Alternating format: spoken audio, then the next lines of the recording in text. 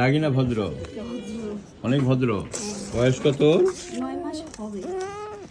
আচ্ছা, এইরকম কাঁপাকাঁপি কদিন যাবত করে? ওই যে পায়ে ব্যথা, তো হাড্ডি হাড্ডি বেড়ে গেছে দেখা যায়। এই যে ফ্লি হওয়ার পর এই ইনকোঅর্ডিনেশনটা কতদিন যাবত? 3 মাসের গোসল কদিন পর পর দেন? গোসল এখন তো শীত দেখে মাসে একবার দিচ্ছি, এতদিন এই হলো জন্যই। সপ্তাহে এই জন্য একবার রিক্স করে। নোটে সাইন নেওয়া, এখানে লিখতে হবে মাসে একবার গোসল দেয়, সপ্তাহে একবার গোসল দিতে হবে। আমার এখানে রেগুলার রোগী সপ্তাহে একবার গোসল দিতে হয়, ঠিক আছে? এই গরমের ওর যে সময় তো অতিরিক্ত পোকার কারণে আপনার টিক বর্ন প্যারালাইসিস হয়, ওই জিনিসগুলো হইতে পারে, যেহেতু গোসলটা ঠিকঠাক মতো দেওয়া হয় না, বুঝছেন?